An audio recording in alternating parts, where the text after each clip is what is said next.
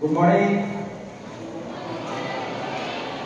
आजच्या या कार्यक्रमाला उपस्थित मंचावर प्रमुख अतिथी आपल्या निलंगा शहरातील व्यापारी महासंघाचे अध्यक्ष आदरणीय श्री श्रीपाद भाई साहेब, स्टेट बँक ऑफ इंडियाचे शाखा अधिकारी आदरणीय श्री घोडके सर, मराठवाडा ग्रामीण बँकेचे शाखा अधिकारी श्री गाडे सर, तुमच्या सर्वांचे आवडते मुख्याध्यापक Shri Mohanji Nandve sir, Shri Pawar sir, Deshmukh madam, विद्यार्थी मित्रांनो, सर्वप्रथम मी तुमचे आणि तुमच्या शाळेचे अभिनंदन करतो की महाराष्ट्र राज्याचे मुख्यमंत्री यांनी माझी शाळा सुंदर शाळा हा उपक्रम महाराष्ट्रामध्ये यावर्षी आणलेला आहे आणि त्या उपक्रमामध्ये आपण पूर्ण तयारीनिशी सर्व शिक्षक आणि विद्यार्थ्यांनी सहभाग घेतलेला आहे. त्याबद्दल सर्वप्रथम तुमचे अभिनंदन. आणि तुमचे सातत्यानं जे चालू असलेले जे उपक्रम आहेत मी दररोज पाहतोय, त्यावरून असं दिसून येत आहे की महाराष्ट्र विद्यालय निलंगा मुख्य शाखा निलंगा हे नक्की आपली शाळा ही पहिलं बक्षीस मिळणार आहे. तर हा जो उपक्रम आहे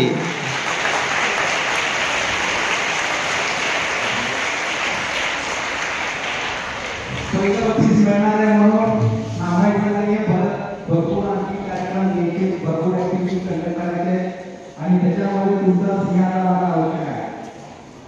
तर मित्रांनो, हे जे विविध कार्यक्रम या ठिकाणी आयोजित केले जात आहेत त्याच्या पाठीमागचा जो मुख्य उद्देश आहे की समाजामध्ये ज्या विविध स्तरावर काम करणारे जे प्रतिष्ठित व्यक्ती आहेत किंवा समाजामध्ये ज्या वेगवेगळ्या ऍक्टिव्हिटी आहेत त्या सर्व विद्यार्थ्यांना जवळ बघता याव्यात, त्याचं ज्ञान व्हावं आणि विद्यार्थी त्याच्यामध्ये सुद्धा सहभाग त्याचा नोंदवावा, हा मुख्य उद्देश आहे.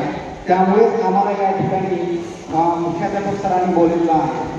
माझ्या आधीच्या वक्त्यांनी त्यांनी ज्या क्षेत्रामध्ये काम करत आहे त्यांनी याच्याबद्दल माहिती दिली आहे. मित्रांनो, लक्षात घ्या, आता भारत हा विविध स्रोत असलेला आहे आणि आपल्याला सगळ्यांना माहिती आहे जर याच्यामध्ये आणखी जर आपलं जास्त कॉन्ट्रिब्युशन ठेवायचं असेल म्हणजे भारत विकसित हा फार शिक्षित माणसांनी ओळखायचा नाही, त्याच्यामध्ये तुमचा सुद्धा फार मोठा रोल आहे, विद्यार्थ्यांचा सुद्धा. म्हणजे इतक्या मोठ्या संख्येने जे विद्यार्थी आहेत जर ते चांगल्या पद्धतीनं आणखी उच्च शिक्षणामध्ये आले आणि उच्च शिक्षण घेऊन समाजामध्ये जे काही मुख्य प्रश्न आहेत ते मुख्य प्रश्न सोडवण्यामध्ये त्यांनी सहभाग नोंदवला तर त्यामुळे आपण भारताची आर्थिक आपण उंचवू शकतो. विद्यार्थी मित्रांनो, तुम्ही सर्व बाबीमध्ये सक्षम होत चाललेला आहात. बऱ्याचशा कार्यक्रमामध्ये मी हाजरी लावत असतो. आणखीन आपण सक्षम होणं आवश्यक आहे. एक दोन गोष्टी सांगतो. बरेच जण टी व्ही बघत असतील. आजच्या कार्यक्रमाचा मुख्य उद्देश होता की स्वयंरोजगार, व्यवसाय, व्यापार आणि उद्योग हा विषय मला त्यांनी दिलेला होता. तर या चारही जी गोष्टी आहेत ह्याच्यामध्ये जर आपल्याला आपलं करिअर करायचं असेल तर आपल्याला पहिलं आपलं ज्ञान असलं पाहिजे. आपली आवड ज्या क्षेत्रामध्ये आहे त्या क्षेत्रात आपण काम करायला चालू केलं पाहिजे. त्यासाठी तुम्हाला एक होमवर्क देतो, लक्ष द्या पोरांनो. दोन गोष्टी करणार.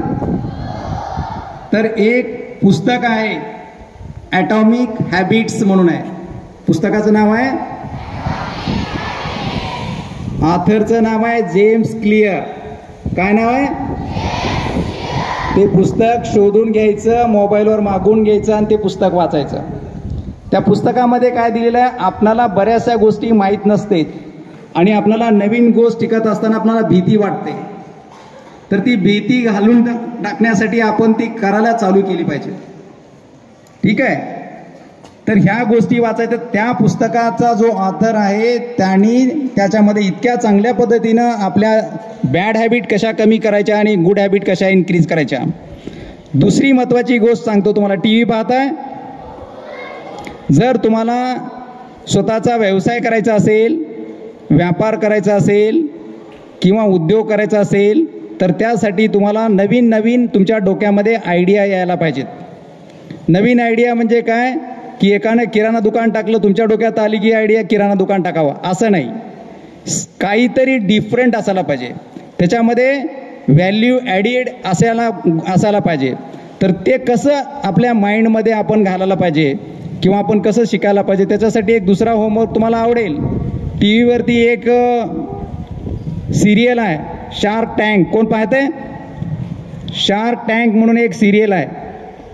तर त्याच्यामध्ये आपल्या देशातील जे अतिशय छोटे आणि मोठे, गरीब आणि श्रीमंत, त्यांच्याकडे ज्या डोक्यात त्यांच्या ज्या आयडिया येतात त्या आयडिया तिथं दाखवल्या जातात आणि त्याचं रूपांतर त्या आयडियाचं मग परत आपण व्यवसायामध्ये कसं करू शकतो, मोठ्या प्रमाणामध्ये त्याचा व्यापार कसा करू शकतो आणि त्याचा मोठा उद्योग कसा करू शकतो. जसं की आता टाटा आहेत, रिलायन्स अंबानीचं आहेत. तर अशा हे जे व्यवसाय आहेत ते व्यवसायामध्ये नवीन आता जे काही त्यांनी प्रॉडक्ट आणतात मार्केटमध्ये, तर ते त्यांच्या स्वतःच्या आयडिया नसतात, तर तुमच्यासारख्या हुशार विद्यार्थ्यांच्या त्या आयडिया असतात, त्या विकत घेतल्या जातात आणि त्यातून ते फार मोठा व्यापार करतात, उद्योग करतात आणि पैसे कमवतात. तर मला सांगायचं हेच आहे की तुम्हाला तुमच्या डोक्यात पण काही जर आयडिया असतील तर तुमच्या सरांबरोबर शेअर करा आणि आपण डोळे उघडून आपण दररोज वागलं पाहिजे, फिरलं पाहिजे. तर आयडिया कशा असल्या पाहिजेत? छोट्या मोठ्या आयडिया नाही आहे, अशा आयडिया आपण शोधल्या पाहिजेत की ज्या आयडियामुळे जास्तीत जास्त लोकांना आपण त्याचा फायदा देऊ शकतो. म्हणजे लोकांचे प्रश्न जे आहेत ते आपण बघितले पाहिजेत. तर ह्या सगळ्या ज्या गोष्टी आहेत हे आपण शिकल्या पाहिजेत. ह्याच्यासाठी अशा उपक्रमाचा तुम्हाला भरपूर फायदा होणार आहे. आणि येणाऱ्या काळामध्ये म्हणजे आता सध्या सुद्धा बरेचसे असे काही जे प्रश्न आहेत त्याचे काय सोल्युशन्स असतील, त्याचे काय उत्तरं असतील, तर बऱ्याचशा सायंटिस्टनी त्याचे उत्तरं शोधण्यासाठी टेक्नॉलॉजीचा वापर केलेला आहे. आपण मागच आता बोललो होतो की असे भरपूर ॲप्स आलेले आहेत की त्याच्यामुळं आपण भरपूर सारे प्रश्न सोडवू शकतो. जसं की ChatGPT आहे, आर्टिफिशियल इंटेलिजन्स आहे, डाटा सायन्स आहे. तर विद्यार्थी मित्रांनो, तुम्ही आता शिक्षण घेत आहात. आत्ता सरांनी सांगितलं की तुमचं करिअर हे ब्राईट आहे, फार मोठे होणार आहात तुम्ही. तुम्हाला अजून इथून पुढे 50-60 वर्ष नंतर भरपूर अशी टेक्नॉलॉजी ह्या जगामध्ये येणार आहे. त्याच्यासाठी तुम्ही सक्षम झालं पाहिजे आणि ते सक्षम व्हावं म्हणून आपली जी शाळा आहे अतिशय जोमाने या ठिकाणी कामाला लागलेली आहे. ह्याच्यापेक्षा जास्त न बोलता आपण ह्याचा सगळ्यांनी आपण आता अजून बरेच दिवस हे कार्यक्रम चालणार आहेत, त्याचा सगळ्यांनी आपण उपयोग घेतला पाहिजे. हे सगळे कार्यक्रम तुमची 360 डिग्रीमध्ये डेव्हलपमेंट व्हावी, पूर्ण विकास तुमचा व्हावा. तुम्हाला फक्त शाळेतलंच पुस्तकातलं ज्ञान मिळावं इथपर्यंतच न थांबता शाळा संबंध जगामध्ये ज्या ज्या गोष्टी घडत आहेत त्याची थोडी तरी तुम्हाला माहिती व्हावी, कल्पना राहावी आणि त्या दृष्टीनं मग आपण आपलं करिअर कोणत्या क्षेत्रात जास्त पुढे स्कोप आहे ते करता यावं हे ठेवण्याची जबाबदारी शाळा तुमच्या समोर करत आहे. आणि मला वाटतं यातले नक्की काही विद्यार्थी त्याचा फायदा घेतील आणि आपलं आयुष्य फार सुंदर करतील. तर या ठिकाणी जास्त न बोलता शाळेच्या सर्व शिक्षक आणि विद्यार्थ्यांना हार्दिक शुभेच्छा देतो की आपली शाळा नक्कीच विभागीय स्तरावर किंवा राज्य स्तरावर सुद्धा पहिली यावी.